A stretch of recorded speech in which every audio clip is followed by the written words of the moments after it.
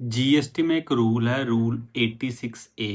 ये rule power देता है असिस्टेंट कमिश्नर या उस रैंक से ऊपर के ऑफिसर कि वो किसी भी टैक्स पेयर की इलेक्ट्रॉनिक क्रेडिट लेजर, उसमें जो आईटीसी है, उस लेजर में डेबिट एंट्री होने से रोक सकते हैं।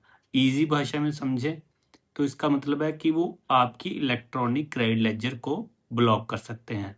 फिर उसमें से कोई भी एंट्री ना तो क्रेडिट होगी ना डेबिट होगी।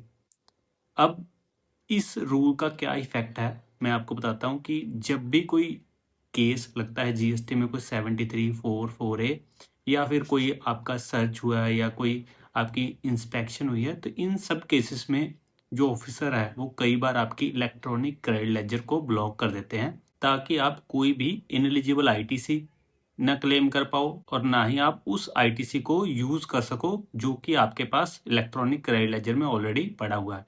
बट इस पावर को यूज करने से पहले ऑफिसर के पास रीजन टू बिलीव होने चाहिए कि इलेक्ट्रॉनिक क्रेडिट लेजर में जो भी आईटीसी पड़ा है वो या तो इनएलिजिबल है या फिर वो किसी फ्रॉड वे से आईटीसी लिया गया है। फॉर एग्जांपल के लिए हम कह देते हैं कि नॉन एग्जिस्टेंट सप्लायर से आईटीसी आया है, या फिर आपके पास उसकी इनवॉइस की कॉपी नहीं है, या फिर आपको जो गुड्स और सर्विस वो रिसीव ही नहीं हुए हैं। तो ऐसे कुछ रीजन हो सकते हैं जिनको रिकॉर्ड करके जीएसटी ऑफिसर आपका इलेक्ट्रॉनिक क्रेडिट लेजर ब्लॉक कर सकता है। बट कई बार ऐसे बहुत सारे केसेस हैं, ये लिस्ट भी आपको दिख रही होगी। ये सारे केसेस में क्या हुआ था कि जो जीएसटी ऑफिसर है वो इलेक्ट्रॉनिक क्रेडिट लेजर को जितना बैलेंस उसमें होता है उससे ज़्यादा अमाउंट का ब्लॉक कर देते हैं, यानी कि आपकी इलेक्ट्रॉनिक क्रेडिट लेजर नेगेटिव में चली जाती है।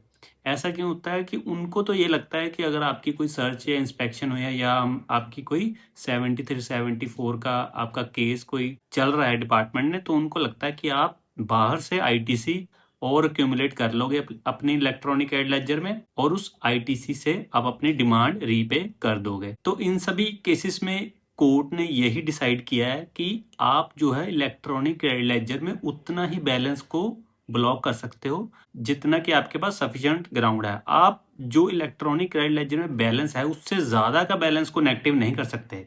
ये सभी केसेस में जो कोर्ट ने डिपार्टमेंट के अगेंस्ट ही डिसीजन दिया है। तो इन्हीं सब केसेस में से एक केस जो के अलॉयस का केस है, उस केस में डिपार्टमेंट ने जो एसएलपी लगाई है सुप्रीम कोर्ट के पास, और वो एसएलपी भी वहां पे रिजेक्ट हो गई है। कारण सिंपल है कि जो भी इलेक्ट्रॉनिक क्रेडिट लेजर में बैलेंस है टैक्स पेयर की, आप उतना ही क्रेडिट लेजर का बैलेंस ब्लॉक कर सकते हो। और ये आईटीसी ब्लॉक भी 1 ईयर के लिए होता है। तो 1 ईयर जब लैप्स हो जाता है तो ये जो फ्रीजिंग है ये ऑटोमेटिकली हट जाती है। या फिर अगर जिस केस के रिगार्डिंग आपने इस इलेक्ट्रॉनिक क्रेडिट लेजर को ब्लॉक किया था, अगर वो केस 1 साल से पहले खत्म हो जाता है, तब भी आपका ये इलेक्ट्रॉनिक क्रेडिट लेजर अनफ्रीज हो जाएगा। 1 साल से ज्यादा जीएसटी ऑफिसर इसको ब्लॉक नहीं रख सकता और ना ही इलेक्ट्रॉनिक क्रेडिट लेजर को नेगेटिव कर सकता है।